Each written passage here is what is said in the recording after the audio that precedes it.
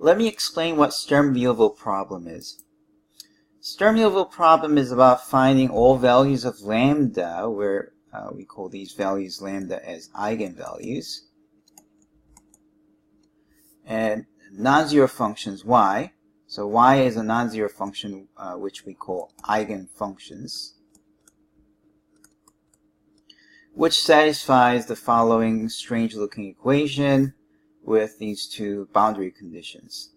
Now, if alpha 1 and alpha 2 are both 0, then this equation doesn't mean anything. So to make this non-trivial, you need at least one of the alpha 1 and alpha 2 to be non-zero, and also the same goes for beta 1 and beta 2. Before I try to explain the meaning of this problem, let me try to do a very simple question. So let's come up with some very simple assumptions. Think about a special example where this is just 1, so it's not there. Q could be 0, and we can also take W to be 1. Actually, this is omega. And then this alpha 1, I want it to be 1, where alpha 2 is 0. Beta 1, I want it to be 1, and beta 2 is 0. Furthermore, let me make this as 0. A to be 0 and beta to be 1. Okay, so what is the resulting equation? It means that we have negative y double prime equal to some lambda times y with the boundary conditions y of 0 equals to 0 and y of 1 equals to 0. If I move this y double prime to the right side, and then I get y double prime plus lambda y, and since this is equal to 0, this is a familiar, very easy second-order linear homogeneous differential equation.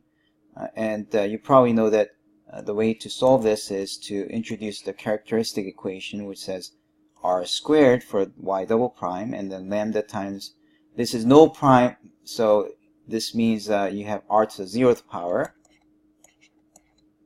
But r to the 0th power is 1. So the characteristic equation reads r squared plus lambda equal to 0, and you can move the lambda to the other side and take the square root, and that gives you plus minus square root of lambda times I. Now, we know that if your r becomes like a plus minus bi, then the solution looks like e to the ax, and then c1 cosine bx plus c2 sine bx. So we have, according to this formula here, we have the general solution of this equation as y equals to e to the 0x, because there is no real part here, it's just 0 plus minus square root of lambda I, and then c1 cosine square root of lambda x plus c2 times sine square root of lambda x. And then we apply, okay, so e to the 0th power is 1, right? So now we apply y of 0 equals to 0. What does that mean? That means that 0 is equal to c1 of cosine 0 plus c2 of sine 0, and we know that sine of 0 is 0 anyways, so we have 0 equal to c1 times cosine of 0 is 1, so we get that c1 must be 0, because 1 times c1 is 0.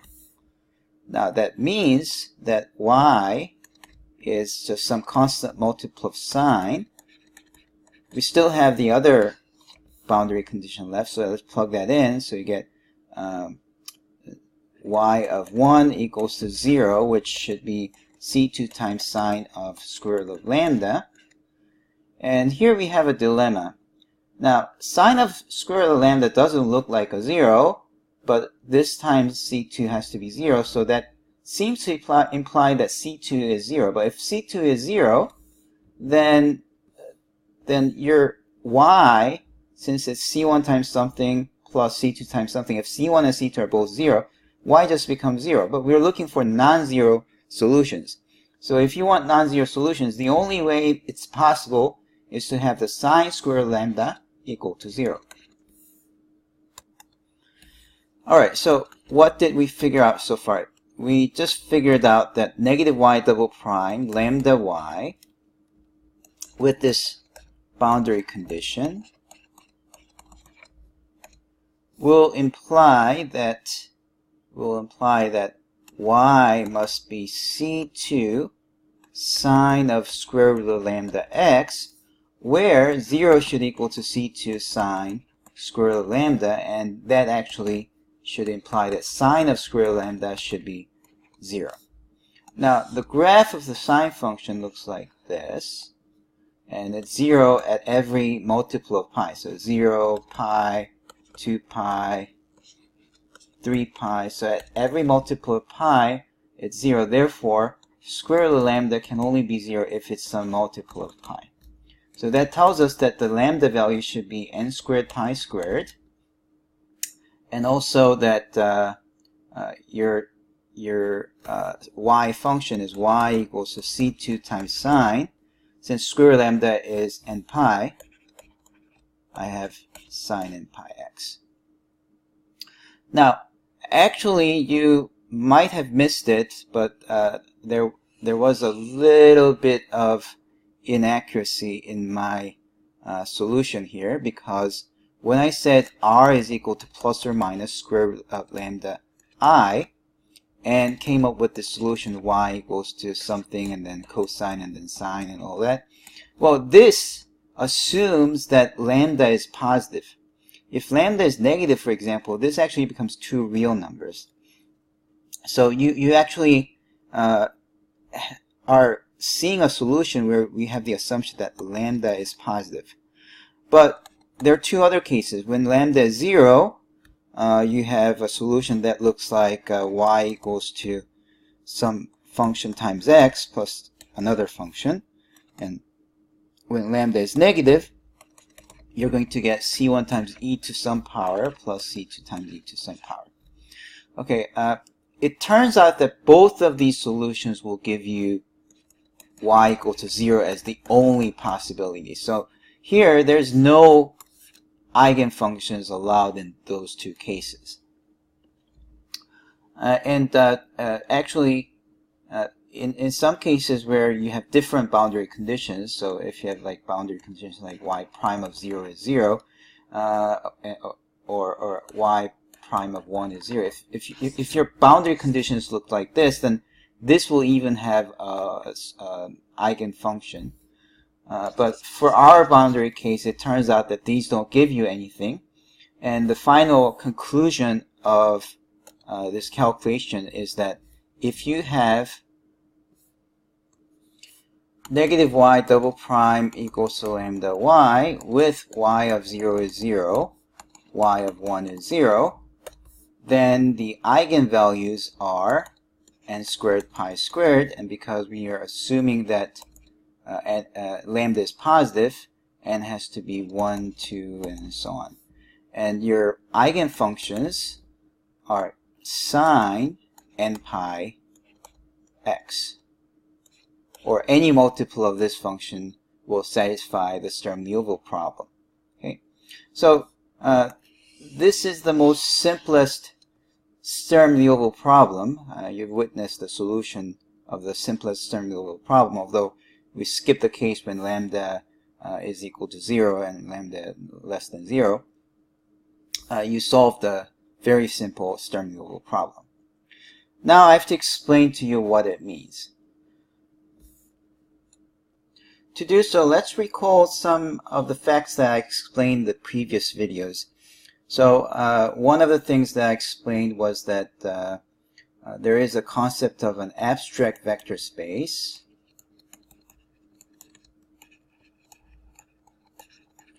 and these are collection of functions.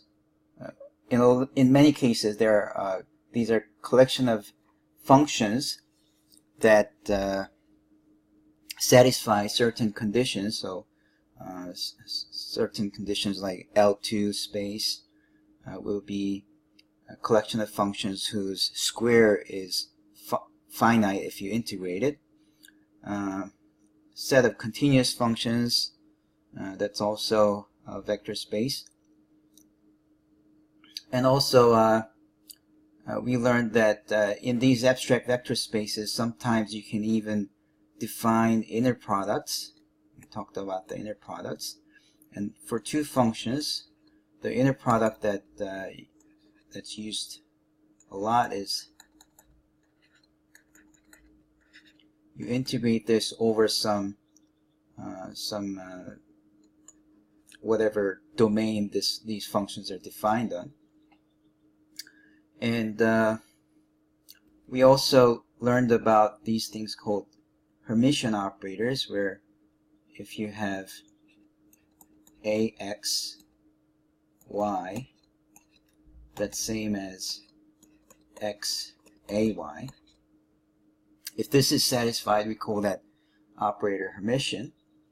And then I also explained that if an operator is Hermitian, then this can be diagonalizable, and all the eigenvalues, so if I take all the eigenfunctions or eigenvectors, if you take any eigenfunctions, then if you collect all such functions, these functions form a basis for this abstract vector space. Now, what does it mean to be a basis for abstract vector space? That means if you have, so let's call this abstract vector space as some set C. So it means that if you have any other function in this set C, and you have collection of bases f1, f2, fn, and so on, that means that hx is in the span of these functions. So it means that you can sum up these functions with some coefficients from 1 through infinity, and you can represent this h by that. Now, in this specific example, what does this all mean? It means the following. If you have any function, so think about this set of C where you collect all the functions, and you need to be able to differentiate twice, so f is twice differentiable, and also f of 0 is 0 and f of 1 is 0. You can show that this set is indeed a vector space by showing various properties of vector space is true here. So for example, two functions from this set will add up to another function in this set. And then if you have any function in here, this Sturm-Liouville problem, well, I haven't explained why that this Sturm-Liouville problem has anything to do with this, but to really quickly explain to you the relationship between the facts below here and this specific problem is that this second derivative operator with a minus sign, a minus is not really necessary, but let's just think about this operator here. This can be shown to be a Hermitian operator on this space, and therefore solving this is exactly like solving this eigenvalue problem. So if you solve this eigenvalue problem and got these, that means that anything in here can be represented as the sum of these sine functions. So in other words, if you have any function defined from 0 to 1, and we know that it's 0 at 0 and 0 at 1, also that it's twice differentiable, then we can guarantee that that function can be represented as sum of sine n pi x with some coefficients and n from 1 through infinity. Well, where have we seen this before? We've seen this in Fourier series, right? This is called the Fourier sine series of a function. And the fact that this is true actually comes up by solving the Sturm Liouville problem. Now I have to do two things. Here's the Sturm-Liouville operator, Sturm-Liouville problem. And I want to show you two things. One is that this question actually has something to do with a Hermitian operator.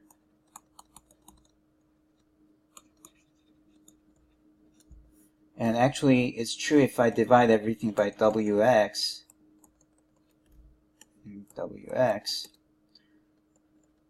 and if you do that, then this thing is just the multiplication operator by some function. So this is definitely a Hermitian operator. I explained that in some other video, that multiplication by a function is a Hermitian operator.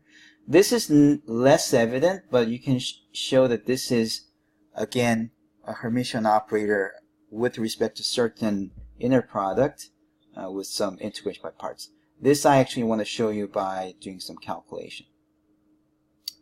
And if you do that, this really looks like, if I put these two together as this operator A equal to negative 1 over omega of x ddx px ddx plus qx over omega of x.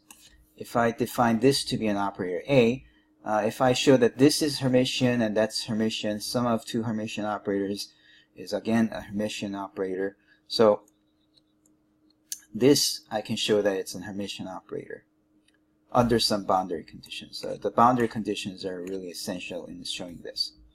So I want to show you that, and then but that's only one part. That only explains why the Sturm-Liouville problem will lead you to wonderful result. The wonderful result being that any function in some function space can be represented as some of these eigenfunctions. In other words, the result actually, so it's like this. Sturm-Liouville results in an eigenfunction expansion.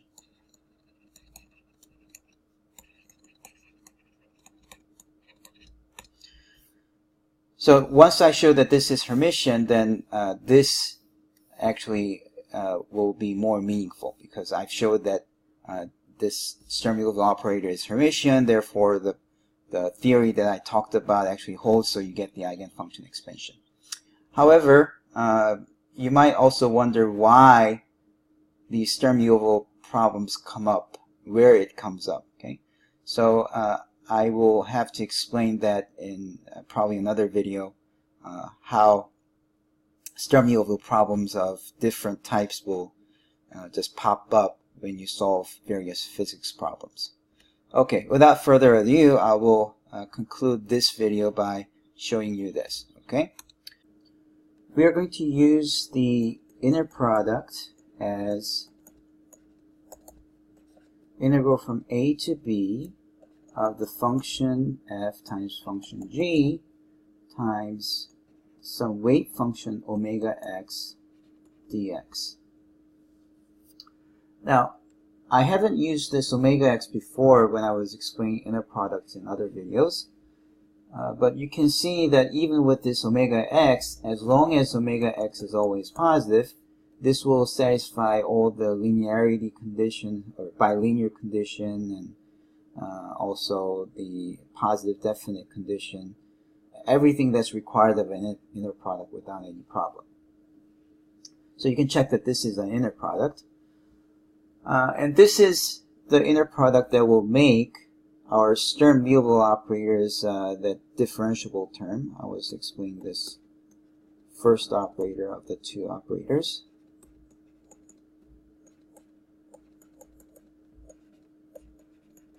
This operator will be Hermitian over this inner product. Now, I'm a little wrong to say that this will be Hermitian over here, because this is not a Hermitian inner product. For an inner product to be Hermitian, you need something called like conjugate symmetry. So if you switch f and g, it ends up being the conjugate of itself. For that to work, you should really redefine this inner product to have the bar here. And if you have this bar, then even when f and g are complex valued functions over this real interval a to b, this inner product is well defined, and it's a complex vector space, and you can really talk about being Hermitian, because Hermitian means it's like self-adjoint over a complex vector space.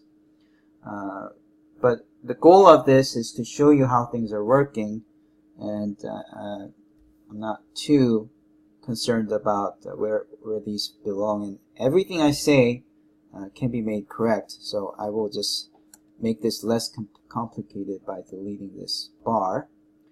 And when I say Hermitian, forgive me, I really mean self-adjoint, vice versa.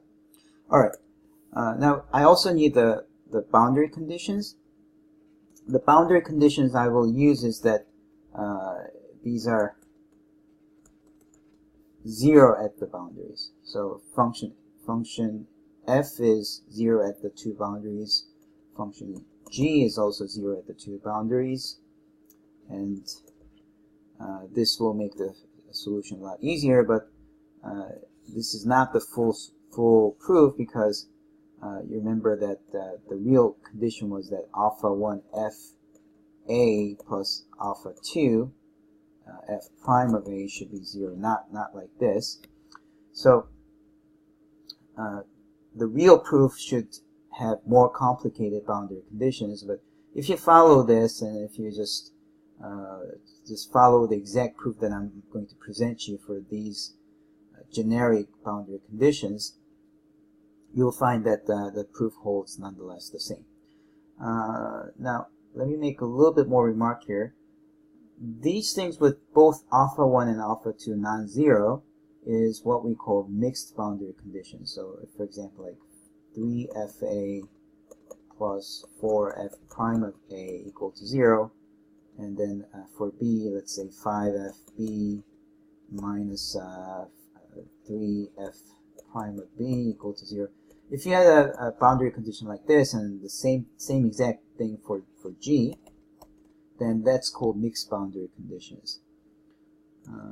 Mixed boundary conditions in the context of partial differential equation is what we call Robin's condition.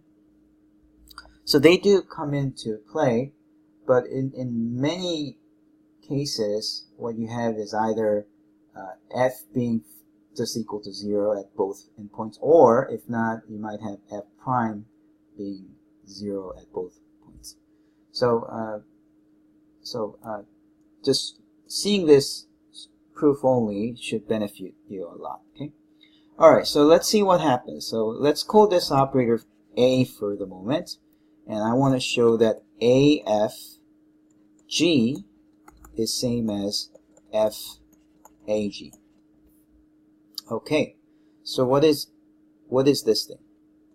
This is integral from a to b of -1 over omega x ddx px ddx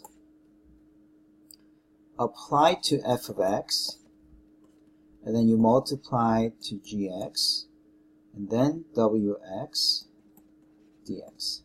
Okay. Now, since this is a multiplication, this right here is a multiplication. It doesn't matter if it gets multiplied to here or it gets multiplied to the other places. And it looks like this will just cancel w itself. And you have this annoying minus sign. Let's pull that outside. Now, I forgot to tell you about the meaning of the minus sign. It turns out that if you have this minus sign, the eigenvalues of a is always positive, or at least non-negative. And this one is what people call positive definite self-adjoint matrices. They're very important. Okay. Yeah. So if you have a matrix or an operator whose eigenvalues are always positive, then you call that a positive definite matrix. Assuming that the matrix is diagonalizable, the definition I just gave you is correct. In general, even if the matrix is not diagonalizable, you can still talk about positive definiteness, but it's a little bit more involved. Okay, so that's why this annoying negative is there. Sorry about that, but it's not going to do any role. In fact, if this operator is Hermitian without this negative sign, negative is just some constant multiple, so with the negative sign it should still be Hermitian.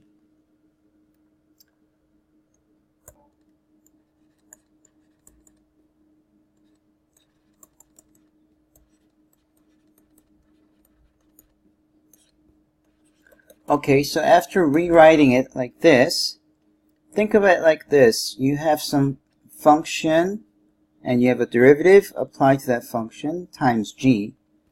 And the integration by parts formula goes like u dv equals to uv minus v du. That's the integration by parts, right?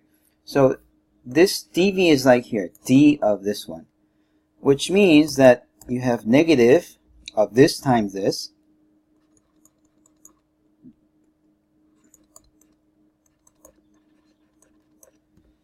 and then you have to write a and b there, and then plus you have px.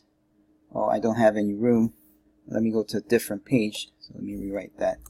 So what I have is px f prime of x g of x a to b, and then plus px f prime of x, and then d dx will be over here.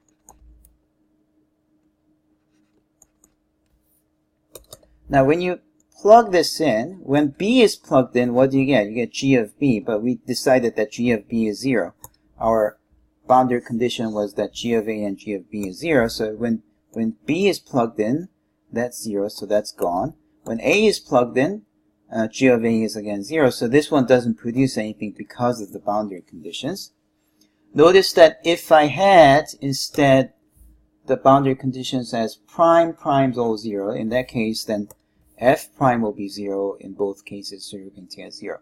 So that's why in general, even if you assume the mixed boundary conditions, when you write all things down, you're going to see that these boundary terms will come up to be 0. Okay, now what do we have here? I have another, well, first think of f prime of x. Think of this as f prime of x times p of x times d dx g of x. And then, since this is like d dx of f, again, you can think of this as dv and that as u, and apply the integrate by parts again, so that I have f of x times px derivative of g, so it's g prime of x, and then you plug in a and b. And this time, you're going to see that when you plug in b and when you plug in a here, it's going to give you 0 because of our boundary conditions, and minus a to b, and you get f of x, and then instead now this other part is differentiated. So I'm writing down v du, d of u, where it's this one. And then the final touch is to put this thing here. 1 over omega of x d dx. All right. Let me rewrite it. D dx, and then p of x d dx applied to g of x dx. Okay, and now you see that this is exactly same as, if you put this minus in here, now you see that this is exact, oh, I forgot to put wx here. I divided by wx, so I have to put wx here. And now you see that this is exactly same as f and A applied to G of X instead, where A is this operator here. So I have shown that indeed this operator is Hermitian.